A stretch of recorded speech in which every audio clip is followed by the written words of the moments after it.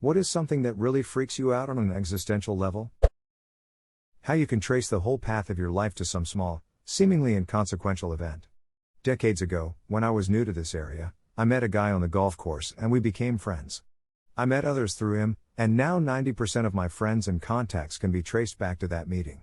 If I had not golfed that day, or got one extra red light on the way to the course, would I have a whole separate set of friends now?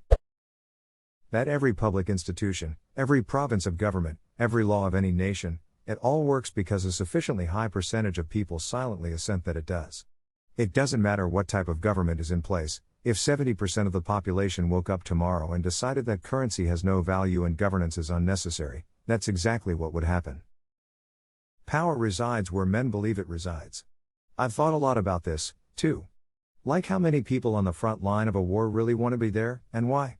What if all the soldiers in the world one day just said, "Duck this," threw down their weapons and went home? Or think of the places with rampant homelessness while houses are sitting empty being repossessed. How does that make any sense? This kinda happened during the Russian Revolution. The farmers went on a hunger strike, the Tsar sent in his army, but when the army got there and saw the condition of life for those people, they sympathized with them and sided with them to overthrow the Tsar. That the tiniest, most inconsequential decision can completely change the entire course of your life. Nearly 20 years ago, I needed some new shoes for work. As a poor student, I got the cheapest pair I could find. 2 days later, I was supposed to be going straight from work to a club with my friends when, halfway through my shift, the sole half ripped off one of the shoes. I didn't have enough time to get home, change my shoes and get back to work before everyone left for the club, so I just went home and gave it a miss. That night, I started chatting with someone on a forum. A year later, went to visit them in America. 2 years later I moved to America and we got married. 10 years after that we both moved back to the UK. Had I chosen a different pair of shoes, I'd never met my wife, never moved to America, and my life would be completely different now. Because shoes. Guess you could say she's your soulmate. If it was easier to give gold on mobile, you'd have it, my friend. I think you accidentally gave gold to yourself instead. God damn it. I got you, bro. I hate it when that happens. How much quicker time goes by as you get older. Remember when you were 5, and a summer vacation felt like a whole lifetime. I just want to be a kid again. Life is like a roll of toilet paper. The closer you get to the end, the faster it goes. Damn, this is real shit. The fact that I will never know how things turn out. What becomes of the world once I'm gone? I only understand life as the version I've lived. I never get to know the future. It is frustrating being capable of absorbing the long view when it comes to the story of our planet and species, while also being keenly aware that my lifetime will end before getting a glimpse of where the human race will take all the potential we have. Most of all, I just wish I could know whether we can collectively solve or at least ameliorate on a global scale the huge problems that face us. Don't worry, the end game is heat death of the universe. I thought the end game was to build a computer capable of recreating the universe after the lights go out. Insufficient data for a meaningful answer. That whatever I did in the past are now just memories. Even yesterday.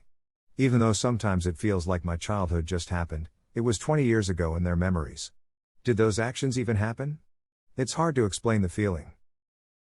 My dad died 21 years ago. It was well before the age of camera phones, and he really didn't like having his picture taken regardless. As a result, I have maybe 2 pictures of him. I think I still have a mental picture of him, but sometimes I'm not so sure.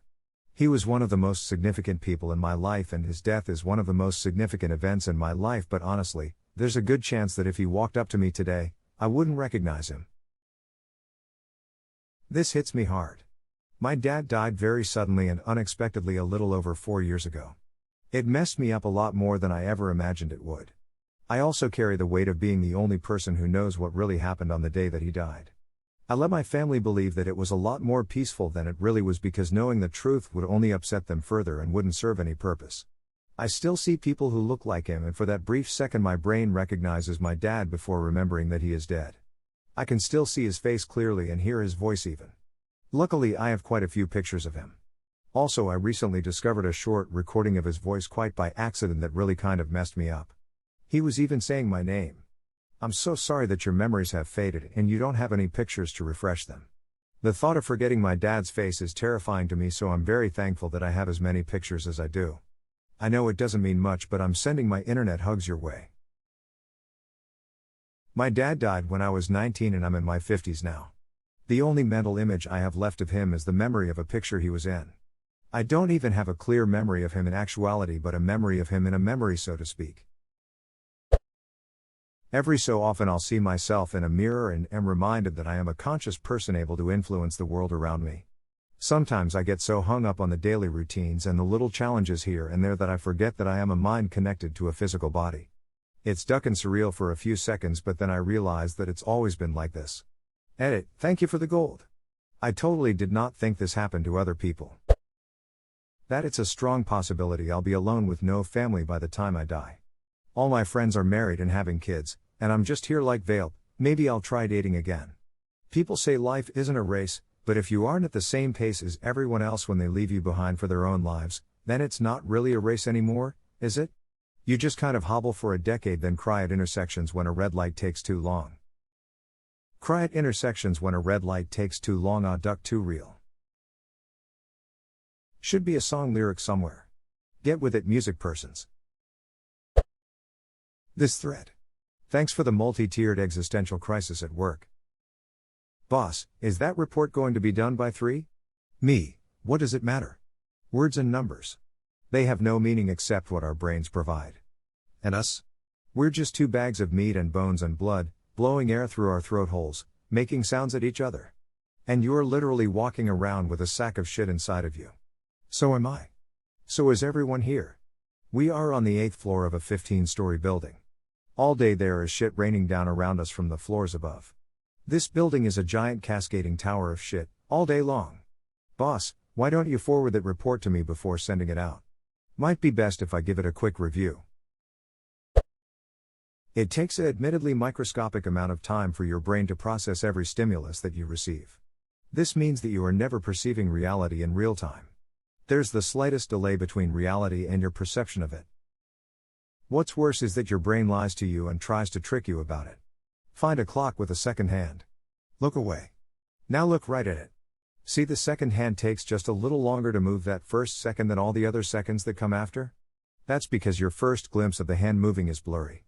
So your brain waits for it to be in focus, copies that frame, and pastes it backwards instead of the blur. Your brain literally pauses time to make things look how you'd expect it to look. If it's lying about that, what else is it lying about? If we let our brains get too smart, they will start taking over our bodies. I was in the shower the other night and I lifted up my leg, and I wondered, how do I know how to lift up my leg? This shit always ducked me up as a kid. Like, how can I move my body parts? I look at my hands sometimes and I'm just like, how the duck does this work? They call them fingers, but I never see em fing. How we could die at any second. Today, tomorrow, in a week, in the next 5 minutes, and nobody can stop it. Death is one of the true guarantees of life. I'm not sure what's worse, knowing you're dying, or dying without knowing it. Everything is disintegrating. Nothing is immortal. The television remote on the coffee table will not be a television remote in enough time, even if that means thousands of years have to pass before it loses its intended form. That's entropy, jazz hands.